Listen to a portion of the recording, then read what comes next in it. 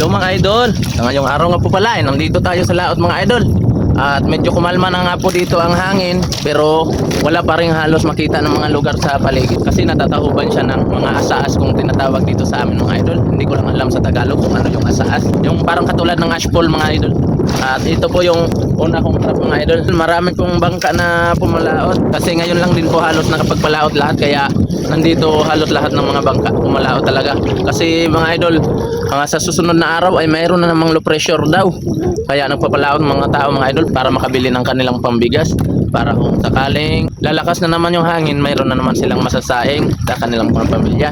At kami rin mga idol, ito mga idol, maghihila kami ng trap. Lagpas na 3 linggo to hindi namin nahila yung aming mga puputrap mga idol, kaya pinuntahan namin ngayon. Hindi na kami mag-expect na may makukuha pa kami mga pusit ngayon mga idol sa aming trap, kasi bukod sa ilang araw na at kung may laman man to ay bubutasin pa rin ng mga malalaking isda, kasi gutom na gutom din yung mga malalaking isda kasi walang may pumalaot, walang malalaglag ng mga maliliit na isda ng mga manlalaot. Kaya ang diskarte din ng mga malalaking isda ay binubutas niya yung aming mga puputrap para may makain silang mga pusit. Ganyan to mga idol.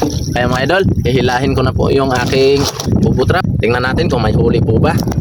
At itatali ko muna tong stand dito sa aking tarik para makita nyo po yung ginagawa namin dito sa laot. Mahirap man, pero kailangan talagang magpursige para may makain ayos sa ating pang-araw-araw.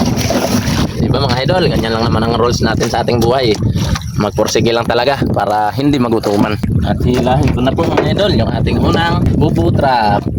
Grabe na yung kapal ng lumot dito sa lubid mga idol. Ayan o, tinubuan na ng mga sagay-sagay yung mga makakati yung lumot. Kaya lilinisan muna yung mga lubid. Yan o, dahil mahigit 1 buwan na hindi nahila eh. Lagpas na 3 linggo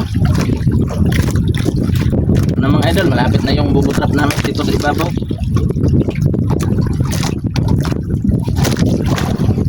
At ito na mga idol, walang laman mga idol. Ayan, gaya nga no, ito mga idol, gaya nga ng sabi ko na hindi na kami mag-expect na may makuha pa kaming mga pusit, kasi alam namin binubutas ng mga malalaking isda. Ito mga idol oh, ang laki ng butas oh. Ito, at ito pa sa kabila. Ayun, nasira na yung aking trap. At ito oh, mga idol oh, ang laki ng butas. Ito, grabe yung butas mga idol. At ayun pa sa ilalim. At ayun, nasira na yung aking trap mga idol dahil bali na yung mga kawayan, binanggaan ng isda. At ito pa mga idol, 3 butas yung sa ilalim mga idol. Ang laki, laki ng butas ito.